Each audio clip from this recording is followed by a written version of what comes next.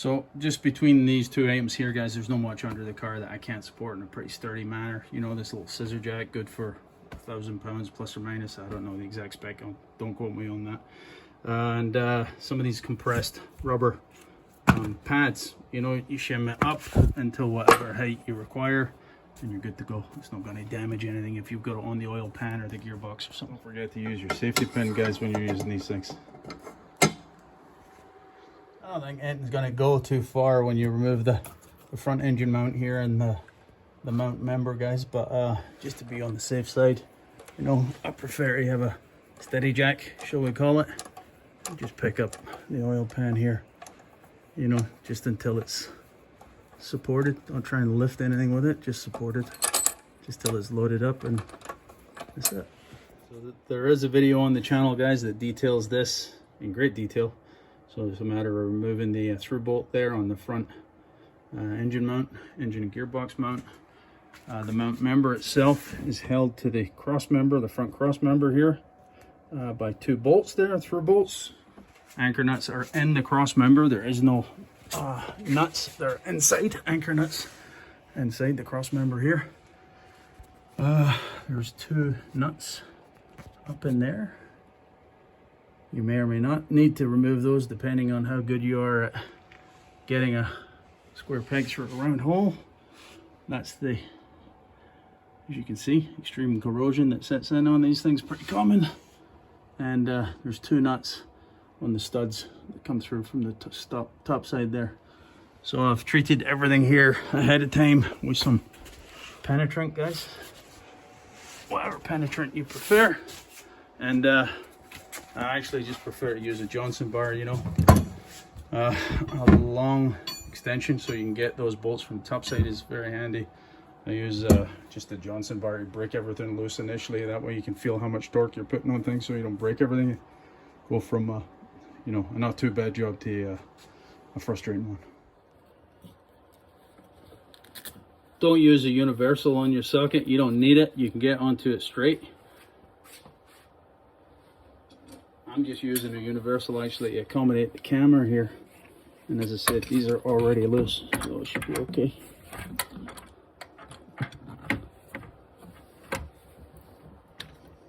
He says.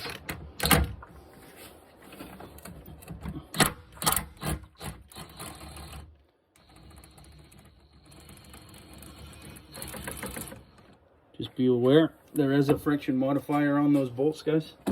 There's an orange Loctite on them from the factory.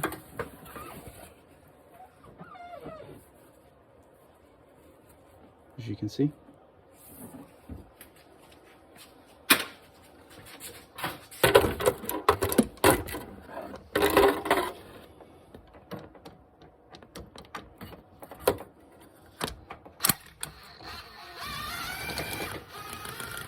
Take your time working these bolts loose. Don't break them. They're in an awkward spot. If you shear them, they're in for a bit of grief. So don't break them. Work them back and forth.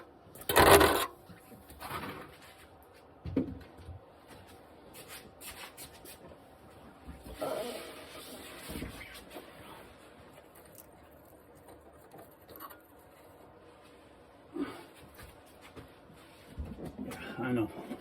Nobody sets out to break bolts. It happens, especially when they get in a corrosion prone area, but just take your time. They will feel a bit weird because of that Loctite. So this is a 14mm bolt as well, guys. It's quite easily accessible. Of course, the plastic, the underside plastic is all removed here, right? I'm not going to take this all the way out until I get the nuts off the bottom side here. I'm going to leave that in place temporarily. Again, when I did this the first time, I don't recall if I took these studs out. I think I did. The nuts off the studs are accessed through here. An offset 14mm wrench is ideal. Yeah, you might want to wear some protective eyewear when you're under here, because you can expect a maelstrom of rust.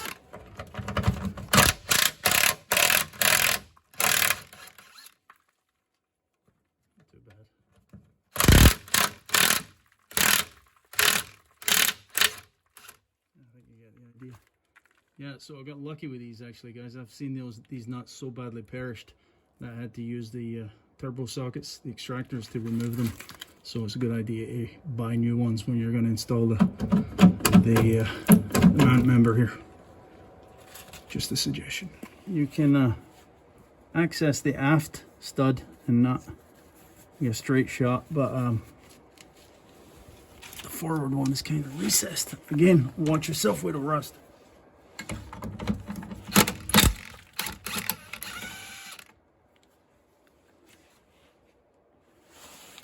There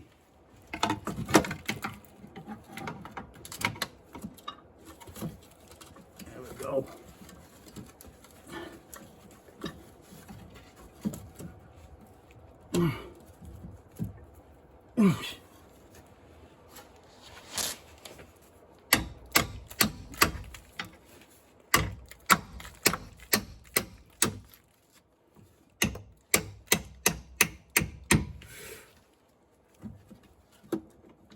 Got his turn at long last.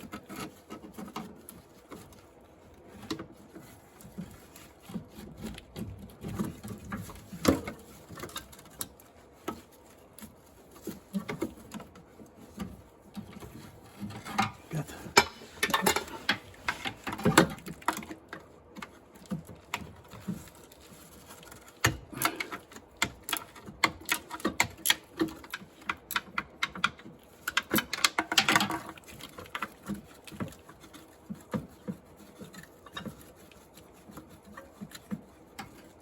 Wow, that nut didn't want to give up easy, did it? So then you can lift the mount proper off the mount member, slide it forward to a degree.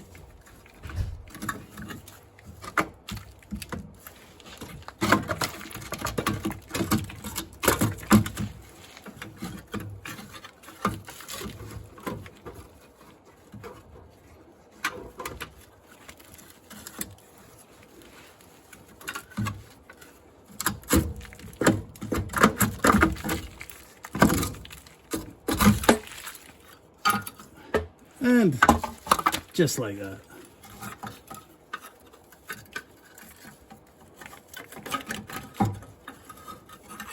Don't lose this L bracket. It goes on the mount. That's not on all configurations.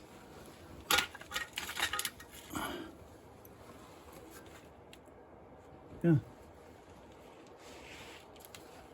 Oh, it was easy. Everybody would be doing it, right? So just on the bench here for comparison, guys, the two different mount members. Well, they're the same mount member. They're actually two different generations of the same part, though the part numbers are actually different. You can see, I guess nobody thought to put a drain hole in the first generation of the mount member, and that's why there's a low spot that sits right here, collects all the water. And you can just see this is just absolutely crumbling, right? So I think this is a pretty critical piece of structure in the vehicle, guys, because it takes the mount, of course, the front engine mount. This transfers the torque longitudinally down to the subframe, the suspension frame, and transfers the torque from the engine. That's one function, and I think if you look at it, it's quite a complex. Quite a complex piece of structure. It's not just a piece of, you know, a slab of steel, and I think it actually controls front end claps as well in the event of a collision. So up to you. Again, this car's getting safetied. I ain't getting safetied with that mess. So yeah, here's the part number. This is the part number. Make sure you order the correct one for your year. Configuration, guys, engine type, front or all-wheel drive, and manual or automatic gearbox. It all makes a difference. There's different part numbers depending on your configuration.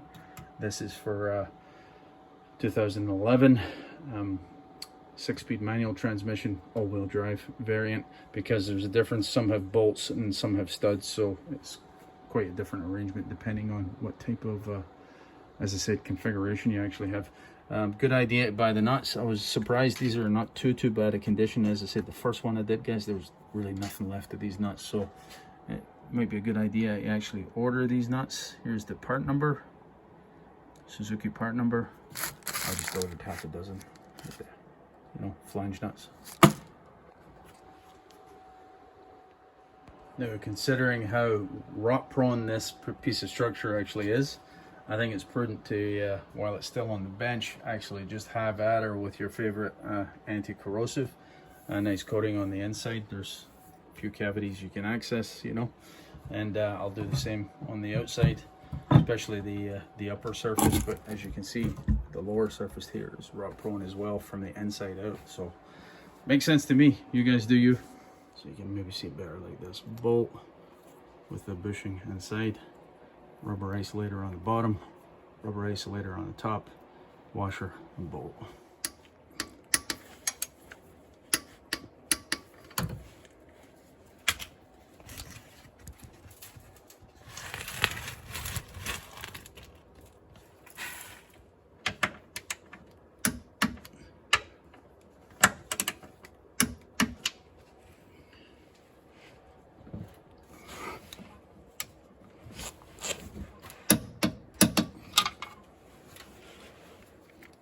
Honestly, I'm not gonna lie to you guys, I can't torque this one. It's already cinched up tight when it was still adrift.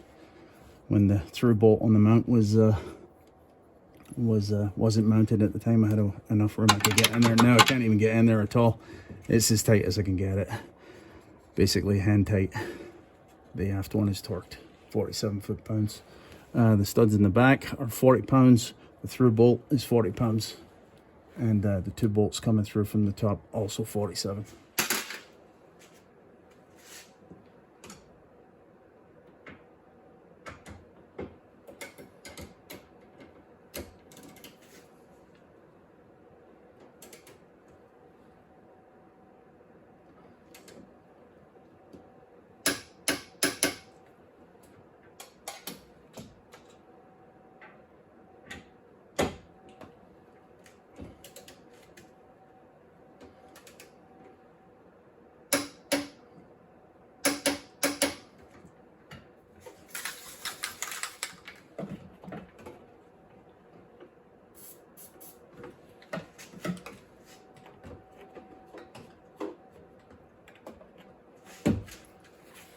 Well, obviously I have to put the under tray plastic back on here, guys.